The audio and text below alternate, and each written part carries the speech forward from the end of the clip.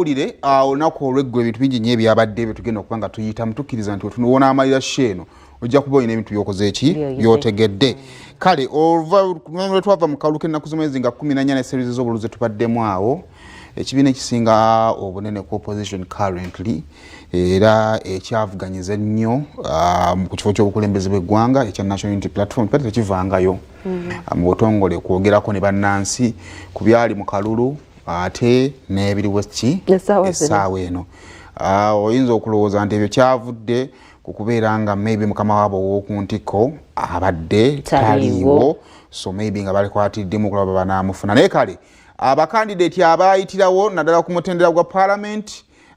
ne gavumenti ez'ebitundu basisinkanye ku kitebe era ne boogerako eri bannamawulire ku bintu eby'enjawulo tutandikira awo nga bagaana ebyava mu kulonda baadde bagezaako okubeera nga bagaana ebyava mu kulonda nti mpaka nakati tebanaa kubeera nga bakkiriziganya n'ebyo isi bye yalangirira naddala okutandikira waggulu ku kya pulezidenti bagamba nti babbibwa ekyo tekijja kukyuka naye newankubadde nti babbibwa naye tebagenda kubeera nga ate bazikiza eri Supreme Court. Supreme Court yagambye nti mwe musinze okubeera abatiitiizi temuli confident enough okubeera nga mufulumya amazima era ne bagamba emisango gye bagenda kubeera bajonkerayo mu High Court. Era omukulu Secretary General wa NOPO David Lewis Rulongo yanategeeza abantu yenna eyesimbawo n'ava mu kalulu kano nga naye awulira tafunye justice awulira nti yabbibwa ng'alina waawulira nga akalulu kalyanga kebakwatamu bw'oba olina obujulizi buleete buleete tugende mu maaso kubanga ssemateeka akukkiriza bw'obeera nga bamaze okubeera ng'olangirira ate okuddayo ne weekubira omulanga mu kkooti enkulu. Yes. So bino byakoleddwa era nga bw'ogambye nga mukama waabwe taliiwo bagezaako okubeera nga bagumya n'abantu nti gyali ali seefu naye ajja kubeera nga avaayo essaawa entuufu. Kale era mu mbeera efaanaganako bw'etyo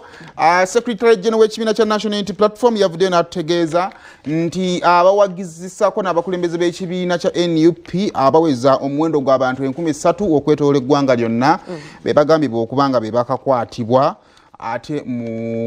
kuva mu kaseera nga twetegekera akalulu ate paka wano wetuli nga tumaliriza n'okulonda akalulu. By press conference yesterday babadde bakasoma locatingako abantu 616 we bagenda mu maaso okubeera nga bali wabula n'atutegeeza nti n'omuwendo gwo gugenda gweyongera ate nga bwe gukkirira olwabo abateebwa okuva ku poliisi saako n'abo abasuulibwa obusuulibwa nga bamaze mu nkumi okumala ebbanga naye nga tewali musango gwonna gubavunaaniddwa. Kakati mu nsonga efaanaganako bw'etyo mu baabuzibwawo abatannamanyibwako watuufu we bali kwe kuli abamyuka b'omukulembeze w'ekibiina ekyo okuva mu mambuka Dr. Lina Zedriga okugenda mu Western Uganda Jacqueline Tukamushaba coordinator w'ekibiina kya NUP Embalala amanyiddwa nga Muhumuza n'abalala be bamu ku abagenda mu maaso okubeera nga John Mary Sebuufu n'abalala bagenda mu maaso okubeera nga ate tebannamanyibwako watuufu wabe bakola ki we bali. Kakati omu ku bannamateeka mu kibiina kya NUP era nga yembako omulondo w'Ekira Municipality Council George Musisi yatutegeezezza nti nno enkola eya habeas corpus eyamuleete nga bwali era ng'eyo eteekebwa mu kkooti okusobola okuba nga okaka ebitongole by'okwerinda okuleeta omuntu aba yakwatibwa mu ngeri yonna gy'alimu. Agamba nti tennabaako kibala kyonna kyereeta lwa nsonga nti nno yonna gye bagitadde baagiteeka ku Dr. Zedriga tebaamufuna, baagiteeka ku Jacqueline Tukamushaba tebaagifuna, naye ate nga bagenda mu maaso okulumiriza nti nno ab'ebyokwerinda be baakwata abantu bano naye ate ekisinga okuluma ebitongole by'okwerinda ebisinga eby'enjawulo yonna gye batambulidde bagenze mu maaso okubeera nga beegaana abantu bano nti tebamanyiwa gye bakola ki gye bali. Era ku lukuŋŋaana lwerimu ekibiina kya NUP kyalaze omukulu amanyiddwa nga Asiku era ng'ono agamba nti no yakwatibwa ng'ennaku z'omwezi zaali 17 okuva ku Shell Makindye era bw'atyo n'awambibwa. Awo nno n'atutegeeza nti mu kaseera gy'amazeeyo ng'awambiddwa gy'asanze omukulu amanyiddwa nga Sam Mugumya oyo muganda wa Dr. Kanokiza Besigye onkategedde bulungi era n'atutegeeza nti no Sam Mugumya eyo nno yalwalirayo dda ekimbe ekimubala embiriizi era nga tali mu mbeera nnungi era mu kaseera kaabaddeyo awo yalabira ne ku Dr. Lina Zedriga n'alaba ku Jacqueline Tukamushaba n'alaba ne ku ono coordinator w'ekibiina kya NUP Embalala amanyiddwa nga Muhumuza. era nga kigambibwa nti abantu bano abakwatibwa baterekebwa mu safe houses ez'enjawulo ekibalemesa okubeera nga batwalibwa mu b'ebyokwerinda manya mu kooti z'amateeka okubeera nga ate basomerwa emisango gibakwasizza. So ekibuuzo ne kisigala nti lwaki omuntu aba akwatibwa bannaffe ab'ebyokwerinda batagoberera mateeka ate agabalagirwa constitution ag'okutwala abantu abo mu kooti okusobola okuba nga bawozesebwa ng'essaawa 48 tezinakola ki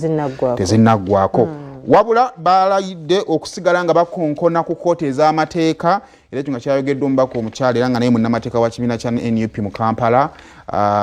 Shamim Malende n'agamba nti bo nga bannamateeka enkola gye bagenda okusigala nga bayitamu nga bakola n'ebirala kwe kukonkona ku kooti z'amateeka okubasaba abantu baabwe saako n'okubakyalenjinga osanga bwe banaateebwa nga nabo bagenda mu kooti z'amateeka ne basaba abantu abo nga ne batababawa osanga kinaateekawo enjawulo mu maaso g'abantu nti owaayi abantu baasabanga abantu babe ne batababawa ate tayimu neetuuka ne babata okategeera bulungi. So eyo embeera bwetyo bwegenda mu maaso sayidi eze